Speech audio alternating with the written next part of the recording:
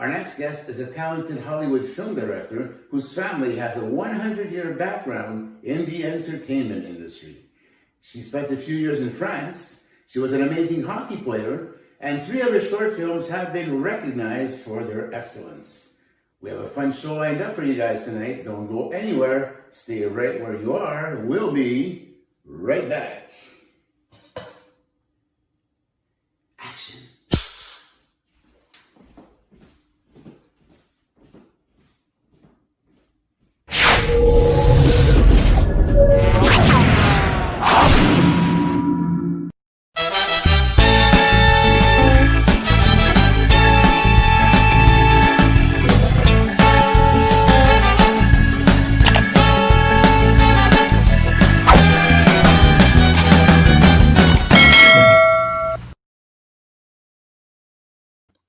Good evening, ladies and gentlemen, and welcome to Rob's Inner Circle, broadcasting live on my personal Facebook page, on the Bobby Short Shorts YouTube channel, and on Twitch. Tonight is the tail end of the consecutive broadcast that we have had over the past 4 days, and it's going to be a super broadcast. You guys are going to love our guest. He's absolutely delightful and talented. So, guys, stand by for a great show. A big shout out goes to my good friend and producer of Rob's Inner Circle, Miss Jenny Duhane, who came along back in July 2020.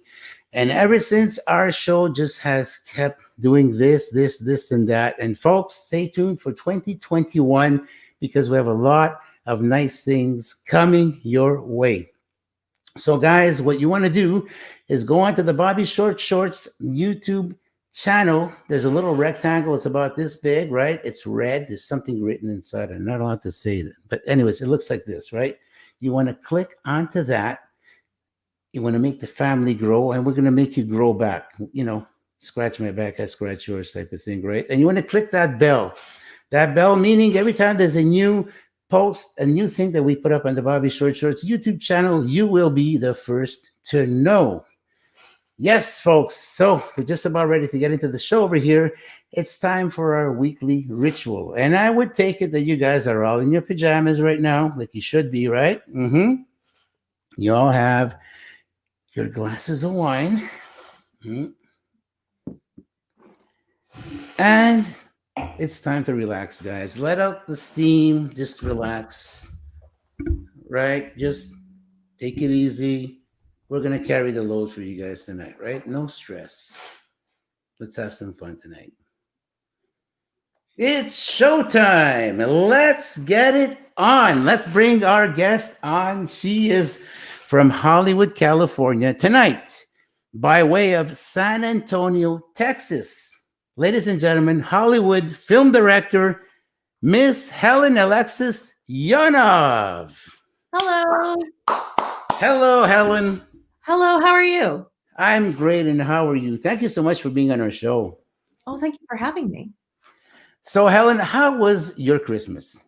It was wonderful. My mom is now living in Texas with her husband, and my stepbrother came over, and it was wonderful. We've been social distancing. I didn't hug my mom for almost a week before I actually got to hug her on Christmas, so that was the best Christmas present. Have you watched any of those, Hallmark Christmas movies? I have not. You haven't? No. You're not a fan?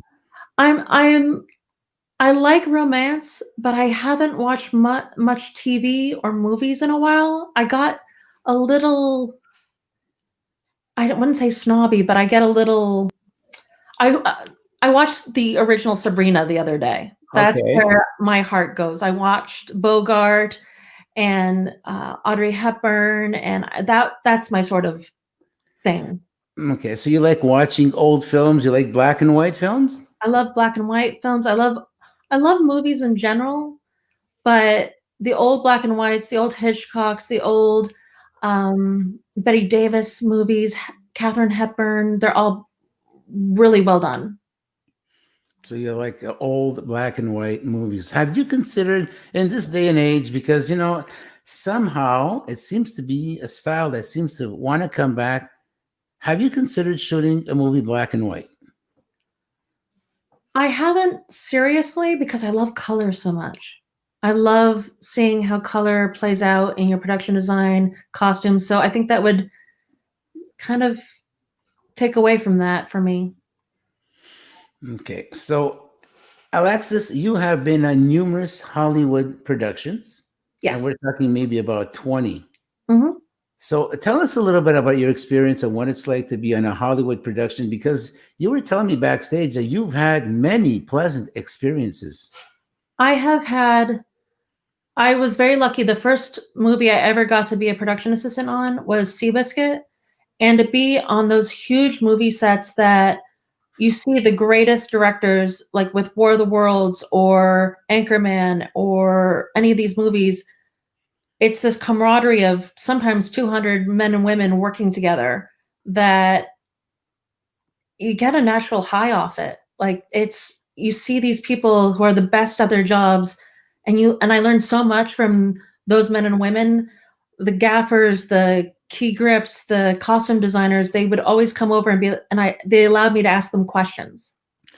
Okay, so now you said in a couple of those movies that you had like a totally amazing experience is that you felt you were actually part of a family and they were really, really taking care of you. At one point, you had to leave, something happened, you had to take the plane and all that, and they made all the arrangements for you.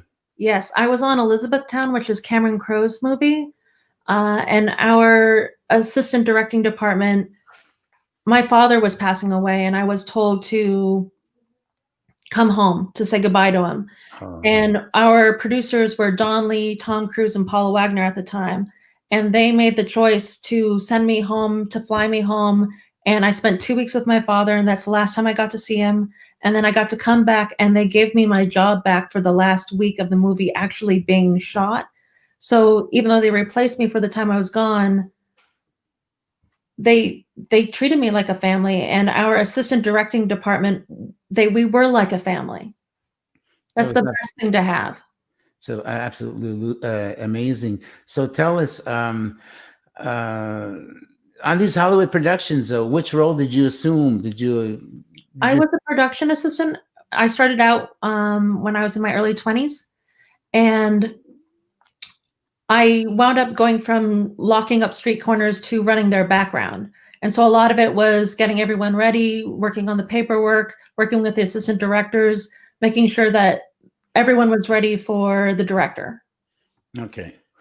And some productions, did you actually work as a director on one of these big movies?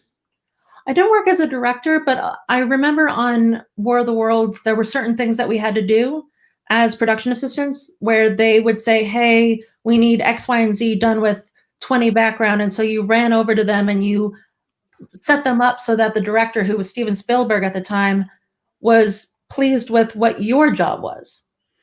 Okay. So you really were supporting someone like him, and everyone else was supporting each other to make that wheel grease as well as it possibly could. For a lot of people who are tuned in, a lot of people don't know, but a production assistant on a movie set is a hugely important person. And what is it that the production assistant does exactly? We do everything from getting coffee to setting up lockups on street corners to helping the assistant directors get the actors ready, background ready. We are very much a support system, but the more and more you do it, the more responsibilities you get on the set. So at the end of my time as a production assistant, when I was 25, 26 years old, I was working on helping units get set up, helping do base camp for second and first unit. Okay. And as a child, you traveled quite a bit, I understand. Yes, I grew up in Malaysia, and Kuala Lumpur, Malaysia, and Moscow, Russia. Okay. So Alexis, tell us at the age of 5 years old, you said you were playing, what was it? You were playing with boxes, you were doing some kind of drawings. And that's a really interesting story that you told me. That would be great to share with the audience. Well, when I was very little, I was very lucky because my grandfather was a documentary filmmaker and a photographer and a location manager, and my grandmother had been an actress. So I learned a little bit about filmmaking, or I was really around movies as a very young child. So I would be sitting on the ground and I would draw a box on a piece of paper, and I'd have a stack of paper, and I would start talking out loud, telling a story to my mother or whomever was listening to me babble on and on and on. And I would draw a image of that moment that I was talking about, and then I'd lay it out, and then I'd draw another box and I'd draw that moment again and I'd lay it out. And then at the end of my little story, I had 20 plus little images. And so it became kind of a storyboard. And my mother, who was more aware of what filmmaking is about, was like, wait a minute, she's actually creating storyboards at 5. So that's pretty amazing. So at the age of 5, not knowing it, you were actually setting the tone for your future career. Yes. Okay. So you also visited Canada, to be precise, Prince Edward Island. Yes, and Quebec, Prince Edward Island. I was there to see Anna Green Gables' house because I was a huge fan of the show and the books. Okay. And you visited Quebec, you said? Yes, I had my first escargot and I saw my first punk all in one night, and it was the best experience. Did you try the poutine that we have down here? I have not. Oh my God, it is something absolutely amazing. You have to have poutine. What poutine is very, very easy. It's French fries with some gravy sauce and curd cheese. Well, I'm gonna have to have it. Oh my, it's to die for. They put the curd cheese first, then they put that gravy sauce on top of it. It melts. It's so delicious. Ooh, sounds yummy. It only has a few calories, not much. Only a few. We don't count them. I just wanted to brief the audience, Alexis, so that they can come on and feel free to ask questions to our Hollywood director tonight, Helen Alexis Yonov. She's coming to you by way of San Antonio, Texas, visiting family tonight, but she resides in Hollywood, and she's worked on huge Hollywood films. So people, don't be shy. If you have any questions for Alexis, feel free. Alexis, tell us, you were also a hockey player at one point, and you were pretty good at it. Yeah, I played in Rhode Island. My first time I learned about ice hockey, I had been skating all my life since I could basically walk. And then when I was living in Russia and Moscow, they gave me a hockey stick. And so I was putting 2 and 2 together, but they gave me a left-handed hockey stick. Okay. And I was really having a difficult time with that. And then when I was 13 and I was at high school, they gave me a right-handed hockey stick. And then it just, every year I got better and better and better. And I thought about playing in college, but I wanted to go to film school. And also the girls that were on those teams were just, they were so good that I didn't think I could keep up with them. They were so good. Didn't you play with men at one point, boys? I was on a women's team, but I got the opportunity to sometimes do the warm-ups with the men's varsity team. Okay. A couple times just to see what it was like to play on that level. And it was, I think the best compliment I ever got was I played like a guy. And I was like, well, thank you. Okay, so you're still an avid sports fan today, right? I'm a pretty avid sports fan. I'm almost afraid to ask. Uh-oh. Who's your favorite hockey team? Oh, the Bruins. I was afraid you would answer that. No, they're actually a very good team. They have talented players. They do. How about the Montreal Canadiens? Where do they fit in there? They're a respectful, wonderful team. But I have to always be true to my Bruins, and I have to be true to my New England teams at all times. So that means you're a Patriots fan as well. I'm a Pats fan. I'm a Red Sox fan. I'm a Celtics fan. I even saw the New England Revolution soccer team play once. Okay, so you're also a soccer fan, and being of European descent, of course, that makes a lot of sense. Yes, my stepfather's a huge Chelsea fan. You're always a Chelsea fan. Okay, so the English Premier League. Okay, I see. Yes, the English Premier League, and Chelsea's not been doing so well in the last couple games. Okay.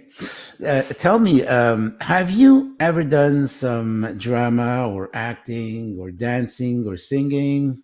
I was a theater actor when I was really little. I would say very loosely actor.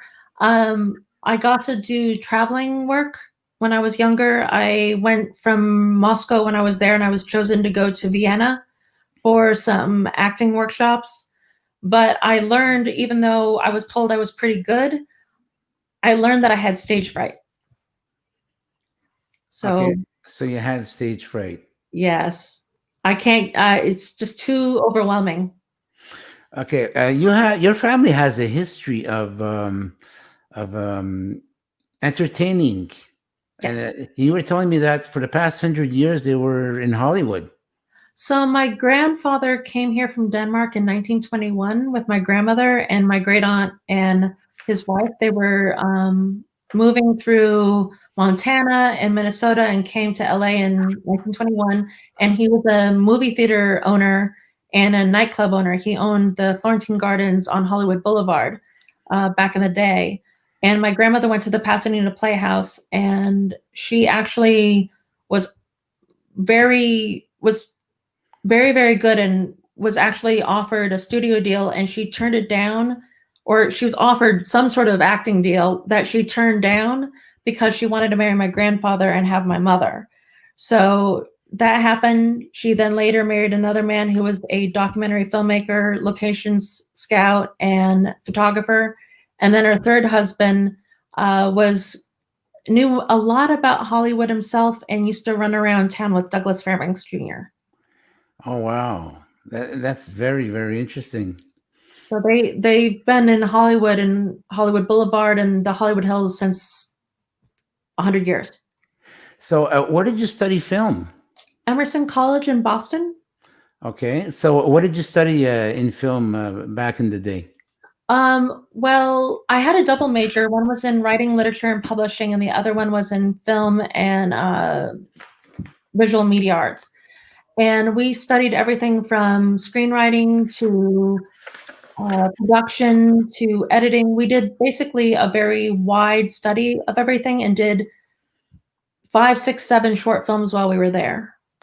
Okay, Alexis, you have a couple of photos we were talking about that you can show. Maybe are they what production photos? Some of your films they've been on? I not of any of the ones I've been on, but I have some photos from some of the movies that I've shot. Sure, go ahead. So that would be good to share with the audience. Well, one of my first films was a movie called The Weight of It. Mm-hmm. And let's see, this is a still from it. Oh wow. And that's Lorraine Sage Ferris. And Okay. she was our main actress who played a young woman named Sella. And it's loosely inspired by my father passing away. Okay. Another image.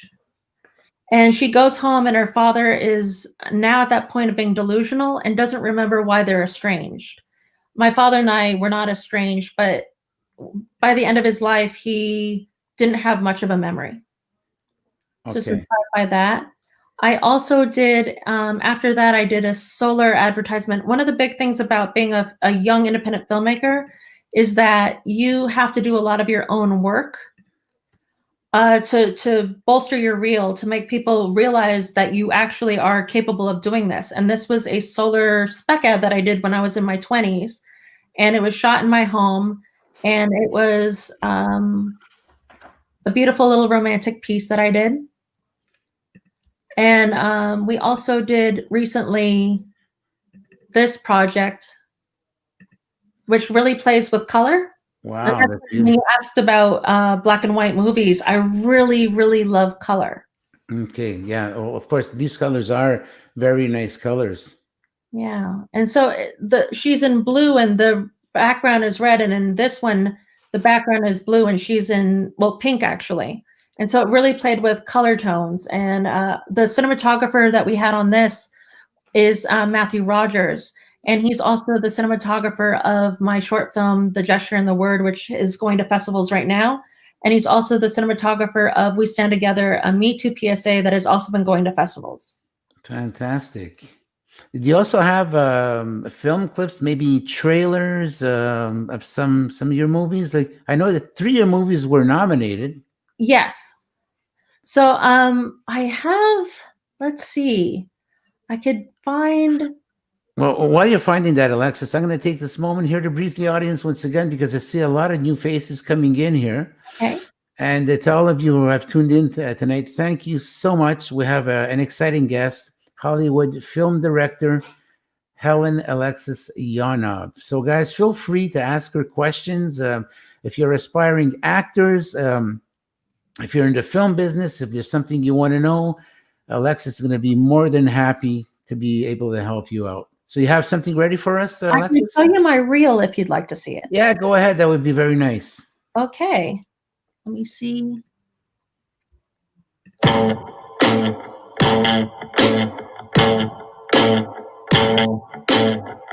Been trying to love the safety. Wish a good man's touch could make me feel whole again. I'm trying to be whole again. Wish I had amnesia lately, 'cause a distant memory is coming so close again. I want you closer again. Why does your danger lead to my devotion? Feeling like I'm due for an explosion. There's something about you. Treat me bad because you're crazy. I can't fight back, I can take it. Treat me bad, baby, I'm afraid. You're all I learn enough to gently break it. Don't you know my hurt you? Don't you know my hurt you? Treat me bad, baby, I'm afraid. You're all I learn enough to gently break it. Don't you know my hurt you? Don't you know my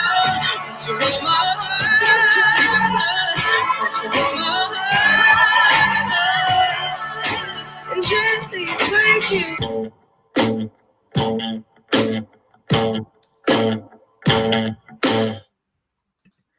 Wow, that was beautiful. Thank you. Good job. I love those camera angles. And who was that artist singing the singer? Actually, I meant there. Her name is Beck Pete, and she is that song is actually in my short film, The Gesture and the Word, as well. And I learned about her from one of the musicians that is also in my short film.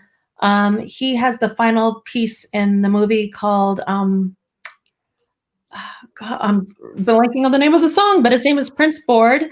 It's called Parker Lane, and he is a very talented musician, and he was able to introduce me to Beck Pete.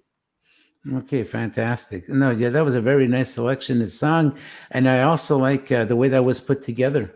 Oh, thank you. That was Very, very a good. very talented editor, Drew Rosas. So, talk to us about your influences. At one point, I guess you were influenced by some of these big name directors in Hollywood, or maybe not just in Hollywood. Who are the directors that influenced you the most? I would say David Lean, who did Dr. Zhivago and Lawrence of Arabia.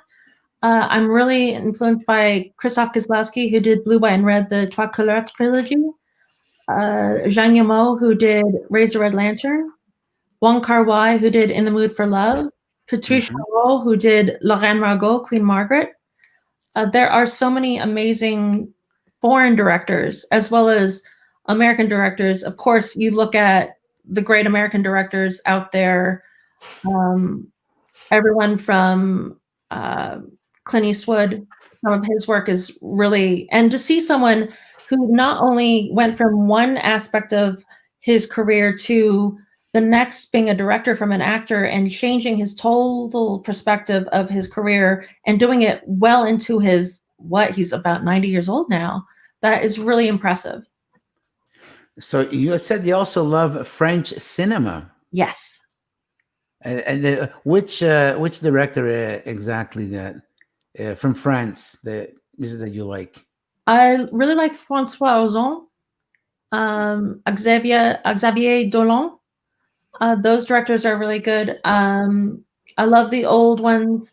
And even though Kieslowski is a Polish director, his Trois Couleurs trilogy has so much heart in France that I always think of those three features as this sort of bridge between Poland and France. And of course, Patrice Chéreau, who did La Reine Margot. You named Xavier Dolan, right? Yes. He's Canadian. Is he? Yes, he is. Oh my He is God. Canadian. He And is. you know what the funny thing is? My daughter went to school with this boy, and they were in the same class. Oh, wow. And it's funny. Like she looks at his films and all that. She goes, "That's absolutely. It's amazing." It's like I was sitting next to this kid, and here he is, like he's making films all kinds over here. No, I think what's impressive about him is he's so young. Yeah, he is. But he's a genius. And Jean-Luc Godard is also a very good. I see that Sam Rubin, the actor, asked about Jean-Luc Godard. He's amazing. Truffaut, Louis Malle, some really amazing directors out of France. Okay, folks, we're going to shock you. This is coming from an American girl who spent 7.5 years in France. I'm going to have a small conversation with her in French. Mon Dieu. Pourquoi? Pourquoi est-ce que tu fais comme ça? Pourquoi? On va faire un petit bout en français juste pour montrer au monde à quel point tu es talentueuse avec les langues. C'est quoi avec la langue? C'est Avec les langues, mais ta facilité de t'exprimer dans une autre langue. Okay, that probably was too much for you. No, it's the accent. Pour moi, l'accent, c'est très différent avec le Québec, le Montréal, le Canadien et l'accent parisien, c'est proche de mon accent, c'est américain, mais c'est différent. It's totally different because you're used to the French accent that they have down there. And from one district to the other, even within France, they have their own little differences in the dialect. Yes. Our accent, forget about it. I mean, you'd need probably 10 years of some kind of mastering it, because it is so different, I think there was one word that threw me, and I'm not sure, because mastering another language, I understood that, but I was like, wait, there's one thing that I'm not getting here to truly be able to wrap my mind around it. I'm going to give you a little example, okay? You just take, they don't have any poutine in France, okay? Unless, not that I know of. No. Okay. Just to give you an example, the way we pronounce it down here, it's poutine. Mm-hmm. In France, they would say poutine. Ah, oui. You see, it's those little things over there that make that, that's what throws you off a little bit, and you're not too sure of where you're going with it. But that was amazing. You did a good job. But I didn't understand that one thing you said, so I don't know how good I did. Okay, what was that little thing? You asked something about a language, another language, and then there was one word that threw me. When I said langue, it's like a derivative of the word language, langue. So you're speaking another language, another tongue. There you go. Okay. You see, so we have someone here, Jonathan Leroux says, no, there's no poutine in France, and he confirms. Oh, yes. Jonathan, there's no poutine in France. But I remember being in the Sud de France and asking someone for a café allongé. Je voudrais un café allongé. And the guy would go, quoi? I'm like, café allongé. And he's like, quoi? Because in the south of France, their expressions, like even pain, bang. And I'm like, it's so many different accents. Well, that's it. Within one district to the other, and it could be in the same province. Just over here, you just, I don't know, you go from Montreal, and you go a little bit higher up towards Quebec, the accent is just so much different. People don't understand each other. No. It's like you're speaking another language. And I can get in trouble and get out of trouble when I'm in Paris with my French. But there are times where the grammar and some French people speak so quickly, and I can have a conversation, but there are times where I'm like, oh boy. Well, we're talking about France for a little while now, but you actually spent 7.5 years in France. Yes. Okay, so was it business or pleasure? A little bit of both. Okay. I was there to write a script, and it was inspired by an apartment that was abandoned, and I wanted to take the concept of an abandoned apartment and make a movie about it. And so right now I'm working on a couple different projects, and one of them is to take the script and make it into a novel, because Okay. I don't know when I'll actually be able to make that movie, if ever. And I went there and I actually started directing commercials professionally while I was there. So that's where that crossover from doing your own work and then starting to be hired for other people's work finally happened for me. And then I came back here. Okay. While you were there, do you have any regrets? Is there something that, oh man, I should have done that? No, I believe that when you're in a place, you shouldn't do everything, because that makes you come back. And for me, I haven't been to Normandy. I haven't been to Saint Michel. 7.5 years. I wasn't able to get to those places. Now I know that I can go back and I have something to see. Okay, so you're talking about an apartment that was abandoned in 1940. We're talking about, we're in the height of the World War II here. We So- were starting, the 1940 is when Paris was invaded by the Germans, I believe. Exactly. And so in my movie, the apartment is abandoned in 1939, before the beginning of the war in France. And it takes place before the war and after the war, and is about a woman who inherits an apartment that's been abandoned. She doesn't know much about it, and she inherits it, and her great aunt who raised her never told her about it. And so she wants to find out why her great aunt left France, but also why she never told her about it. And she goes on this discovery of a broken love affair, canceled engagement, all around people disappearing, never being heard from again. And it's a love story. What genre of films do you like? Do you like horror? Do you like romance? Do you like thrillers? I love romance. I love that sort of epic tale of like The English Patient. Mangala is an amazing, amazing director. I love stories that touch the heart, that make you cry, but also make your heart explode almost with just so much emotion. Okay, and we've talked about film for all this while, but we never talked about television, because you also have a taste in television that, you actually like some Canadian shows, and one of them being... Well, I loved Anne of Green Gables as a child. Okay. And I loved Kids in the Hall as a child. So I watched a lot of those two shows growing up. Okay, what is it about those two shows that really caught your attention? Well, they're so polar opposite, but Kids in the Hall was so funny. Like I have a really weird sense of humor. I grew up being overseas. I had a bit of an accent growing up when I was little. So I was never really the American humor. I loved Monty Python. I loved all that English humor. And the Kids in the Hall just kind of took it to another level, where like nobody home. And I was, squishing your head, and just simple humor that made you not think about what was going on in your life, that took you away. And with Anne of Green Gables, I liken it to my love of The Secret Garden. It was about a young girl who's truly independent, and no one's going to stop her from being the girl that she is. And I think that is an amazing story. And the new TV show and the old TV show are great examples for young girls and young women out there that see a girl that is truly independent and confident in herself. Okay, and what you like some scary movies? You like horror?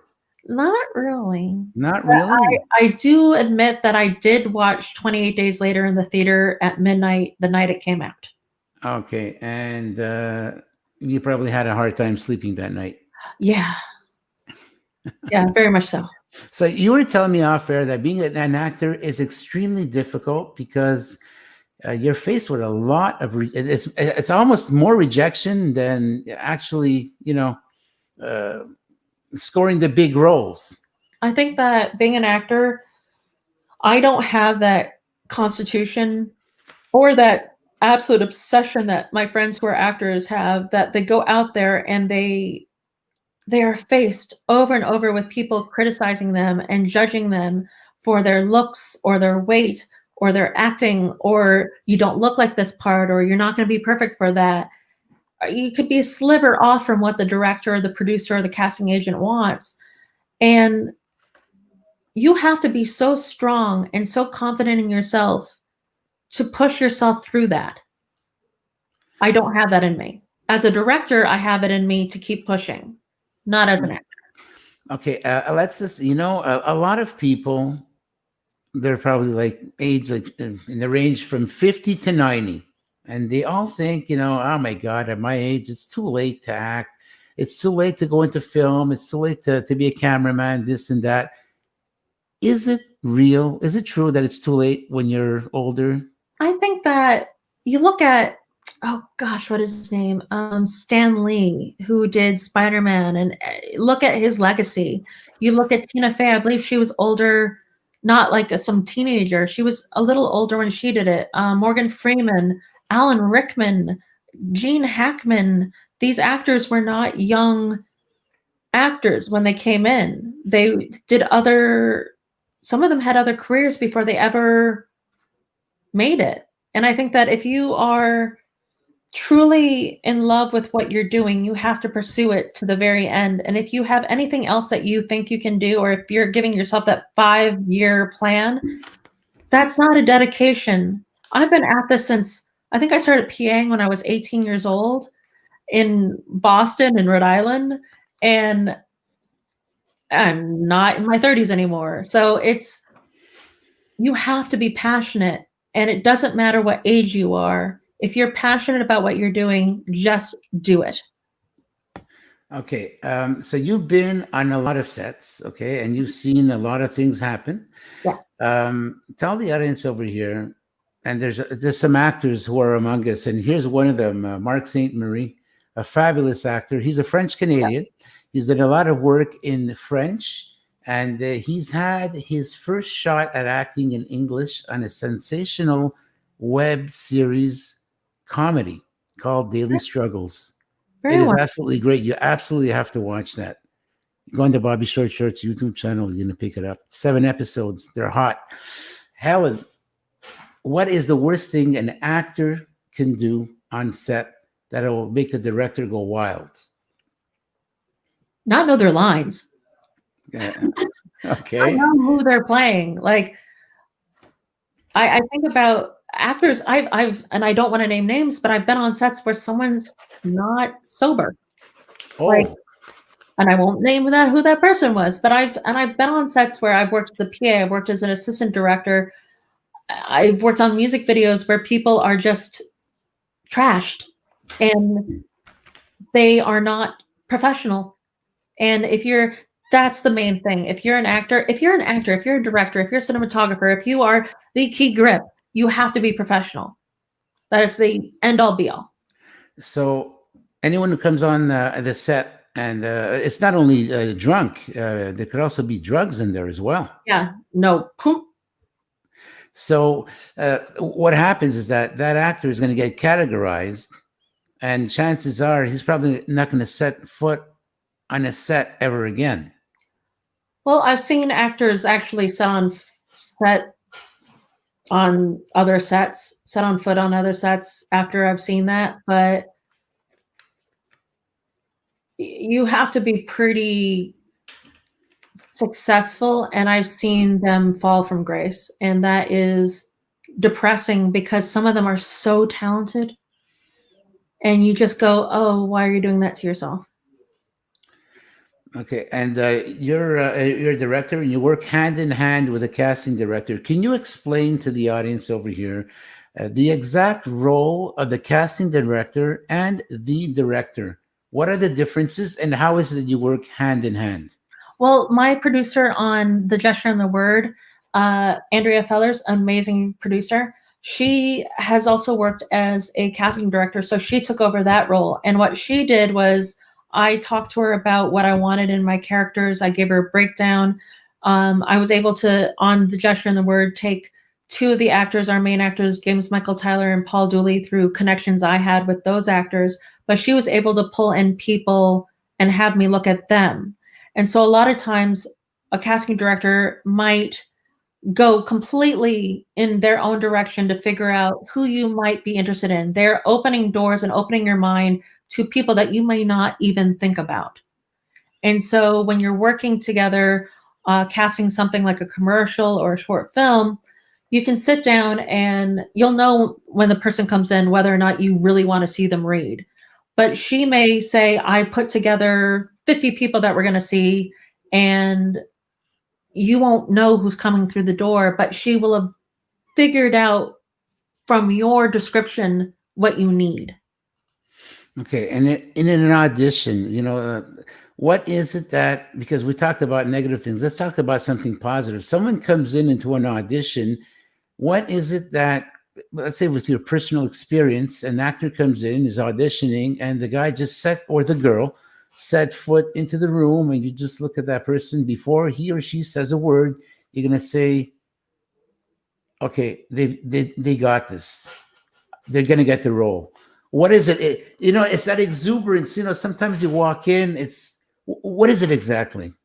Well, I think of two different examples. There's one where they walk in and they just have it. They have to be good at what they do. They have to be natural, to use a simple word. But sometimes they have that look. They have this thing about them that you just go, wow, that is a really good look. That is a good possibility.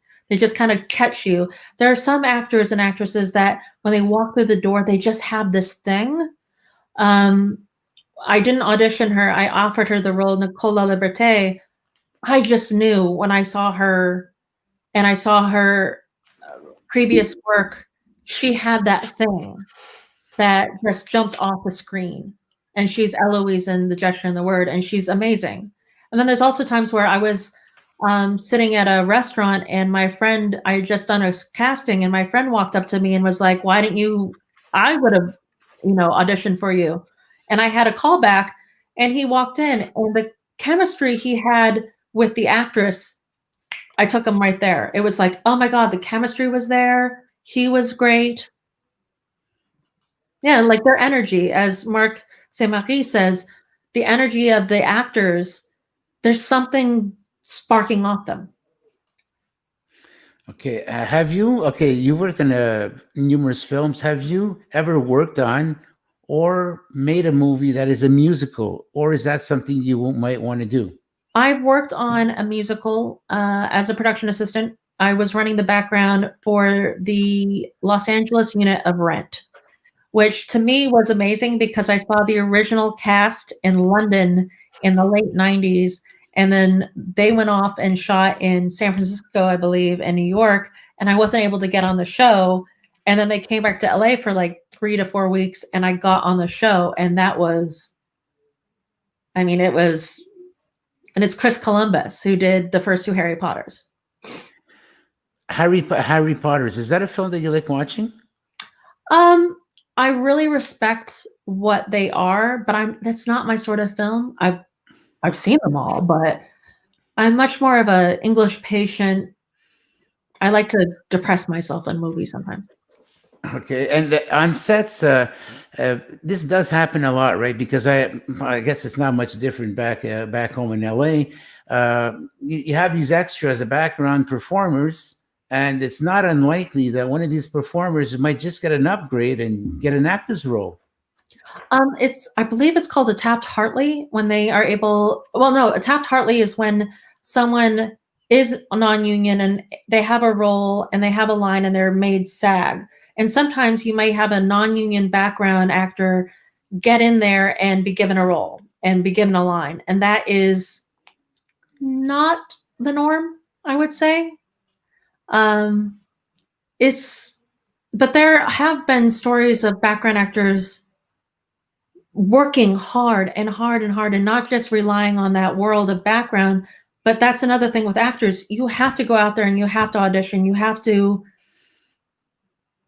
put that as your job. Like if you have a daytime job, they're working so hard towards their lessons, their acting lessons, their headshots, everything. Okay, tell us about the story. You said, was it your grandfather who was traveling in the train back in the Soviet Union? father. That was your father. Tell us about the story. This is a heartwarming story, folks. Well, my dad, I want to do a documentary, possible series, TV series on my father, and then later make it into a feature. And he had left Latvia in 1944 because my grandfather had a price on his head and Stalin wanted to execute him. So they came through Austria and Germany. They were in Berlin while it was bombed, and then came to America in 1948 or 49. And through my dad's life, he became a naval attaché and a naval officer. And he had been taken to, he had been sent to the USSR to be the naval attaché to the USSR when the coup happened. And then he was the naval attaché to Russia. And he wanted to find his family in Latvia, so he didn't get the right to go by the KGB. So he illegally got on a train and went and searched for them. And he was in this train car and he thought this guy was a KGB agent, and he just kind of sat there and was like, I've been found. And the guy actually wasn't an agent and was friends with his cousin, who he hadn't seen in over 40 years. And so when they got to Latvia, a phone call was made and the men met. And that's how I now have my entire family in Latvia back in my life. Okay, going back to the Soviet Union, because there's a lot of us, we take it for granted, because it was a very, very strict, harsh, and tough regime. And I believe you've experienced some of that over there, didn't you? Yes, I was there in 1990 to 92, and it was long bread lines, not having a lot of food on the shelves. We had the embassy, and we had foreign grocery stores that we were allowed to go into, like Stockman's and other places, and we had food sent in to us. But once we actually had our vegetables sent in, I think every week or two, and we got like 3 months worth of broccoli once. And it got to the point where we had to write a letter and say, can you please stop sending us broccoli? So for the next 6 weeks, they sent us Brussels sprouts. Wow. So 6 weeks of Brussels sprouts. So back in the day, if someone was ambitious enough to want to make a movie in Russia, I can imagine how difficult it could be. Or was it at all possible to shoot a movie in Russia back when there was the Iron Curtain? Yes, but it was all completely done in a propaganda style. Not the style, it was, you were truly controlled with what you were able to put out. And a lot of times in that world, from what I understand, you didn't really have a choice of what you wanted to do. They would say, you're going to go do this. You're going to go do this. You can't go over there. You can't live there. You were so strictly controlled. And if you look at the great writers of like Alexander Bloch, I think, and those writers, they were relegated into being anti-Soviet, like all these writers were sometimes executed because they weren't towing the line. Wow, that is, when you look at what we have here in the Western world, the freedoms that we have. Yeah. Okay, right now, because we're in a lockdown, there's a pandemic going on. This is a different story. But if you look at the freedoms we have, we take this very much for granted here. We do, and I think having lived overseas, and not to say that the Russian culture and the Russian people, it's beautiful. I'm Latvian. My last name is Yonov. It's a Russian last name. The people there they have warmth and they have heart, and their literature and their music, the class Tchaikovsky, just to name him, or Rachmaninoff. It's just, these people they shouldn't be just seen as Soviet or ex-Soviet. These are very dear people that had a very hard life. And the day that the Iron Curtain fell, I guess you still have family down in Russia, right? In Latvia. In Latvia, okay. When the Iron Curtain fell and they actually, turned to what do you call it? Not democratic, but into a non-communist country. Yeah, there you go. That's better. I can imagine these people were absolutely overjoyed. It was a really surreal experience. I was there during the coup. I saw the tanks come down my street. Um, I think what was so joyful for my father was that he had such a difficult time in seeing what happened to his father and why his father had to leave, because he was a missionary on the west side of Russia, and that was part of why he was blacklisted. My dad got to witness the end of something that sent him away from his home. And like I said, we're not communists. We love our people. I love my family in Latvia. I love the people that they are. And my dad got to see it kind of come full circle. It's Okay. special. And when it turned into a non-communist regime, I guess I can imagine the fear the people went through, because you're in communism and you know what you have, but you're going into something that you don't know. You're going into the unknown, and there's that uncertainty there. Like your family members back there. Did you feel that they had this sense of fear of what they were probably getting into? I don't know if I can't speak for them, but I can imagine that they are going into an unknown, and any unknown that you go into, be it my family leaving Latvia with only the things they could carry and come to America, or my family in Latvia coming into the post-Soviet Union. It's like, and this is a silly thing, it's like going into a world, going into a job, going into a life that is unfamiliar. You're always going to be scared. You're always going to be worried about, is this the right thing? Am I doing the right stuff? So right now you got a new hobby. You started playing some piano. I started playing the piano. I'm studying that. I haven't been a good student like I should, but I'm also taking singing lessons every week. Oh, that's great. So maybe you can give us a little example of what you learned. No, I was expecting an answer like that. but it's been really nice to learn to sing. It's something that I was told that I could never do when I was younger. I'm dyslexic. I had a speech impediment growing up. And so I was told I would never be able to sing and that I didn't have a voice and et cetera, et cetera, et cetera. So told that I couldn't do something, I went out and I did it. Okay, and if you were to shoot a movie on an exotic island, I'll give you an example. I always say Castaway because it's my favorite movie of all times. And it's and not like there's much special effects in there. Anyway, there are a little bit. If you were to shoot a movie on an exotic island, where would you go? Would you go to Fiji? Would you go to the Cayman Islands? Where would you go? Well, I grew up in Kuala Lumpur, Malaysia, and I remember going to Bali in the 80s when no one was around. So I would love to find a place like that. Okay, and what kind of movie would you want to shoot there?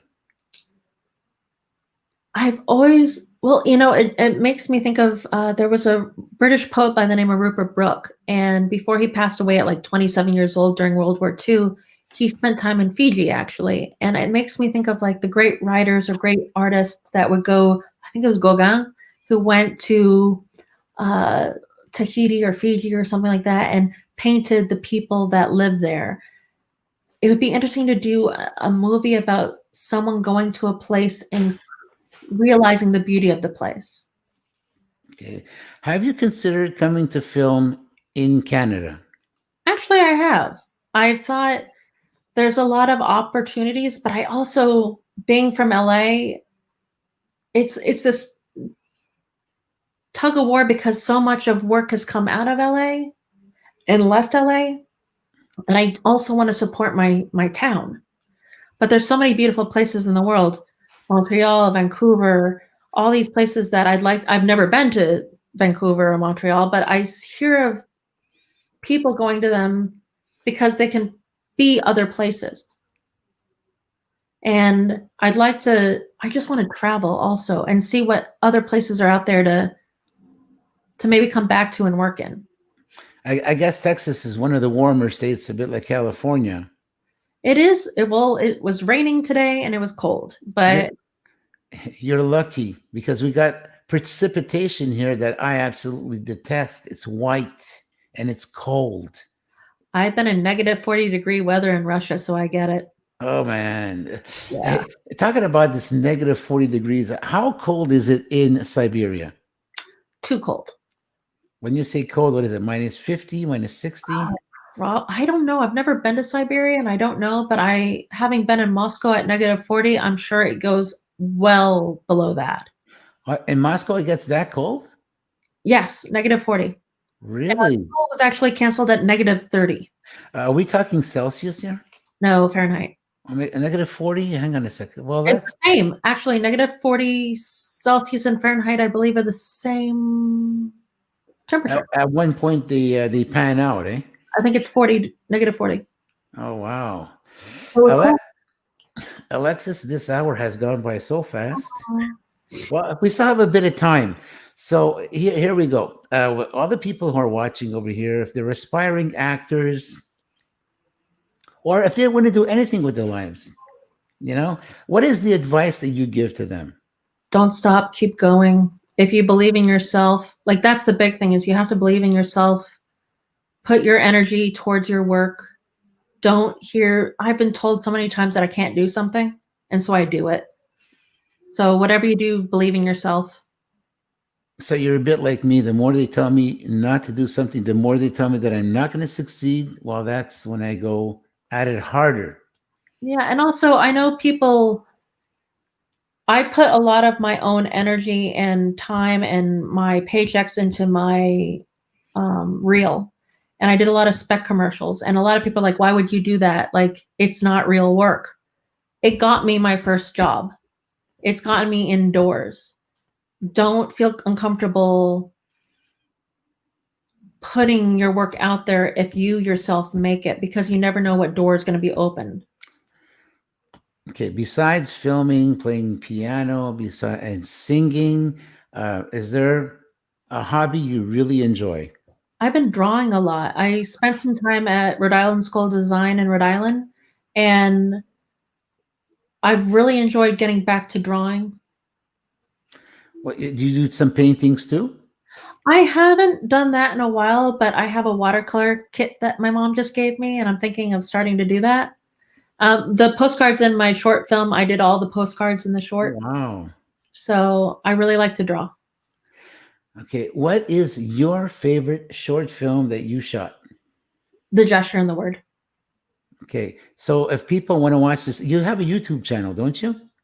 I don't have a YouTube channel, but it's on right now. The trailer is on Vimeo. If you look under Helen Alexis Yonov, the trailer's there. But right now the movie is going to festivals. I think since September, we've gone into maybe 30 something festivals, maybe more. Wow. And we've won quite a few awards. And so we are not allowed to show it yet online. But I know that you go to Gesture Film on Instagram and the Gesture and the Word on Facebook, you're able to see where the film is being shown. So we just showed in Greece, and I think we're going to be in California soon. And yeah, it's been a wild ride. Okay, so Alexis, your closing words. Believe in yourself. Believe in yourself, And don't let people bring you down. Don't let it all bring you down. Well, Alexis, it has been an absolutely amazing evening with you. Thank you so much. Thank you. We want you back. I want to come back. When are you going to come to Montreal? Well, when COVID allows me to. Excellent. Well, okay, we're going to have our people say their last words over here, and then we're going to sign off. Okay. So Teresa Pichano is a film producer from Montreal. She's a colleague here. Oh, hello. And there's our friend once again, Sam Rubin, actor. Hello, Sam. And Teresa, thanks you very much. Thank you. And our friends who tune in over here, thank you for tuning in. So, Alexis, have a happy new year. You too. Stay safe, and please stay behind, because the producer and I are going to come and have a little chat, have a little wine party with you. You know, we even forgot to have a little cheers. Yeah, cheers. Here you go. To you, Alexis. To you. Alexis will be right back. Ladies and gentlemen, there you have it. That was Hollywood film director Helen Alexis Yonov. She was coming to you by way of San Antonio, Texas tonight. Thank you to all for having tuned in tonight and for having tuned in throughout the year 2020. Thank you very much for your support. Jenny and I have some interesting stuff coming up for you in the year 2021. And of course, we hope to have you guys come on once again with us. So to all of you from us, have a very safe and wonderful Happy New Year. We'll see you Monday night, January 4 at 8 o'clock at a regular time, where we're going to have female drummer Ellie Bertrand. Thank you guys. Stay safe. Good night.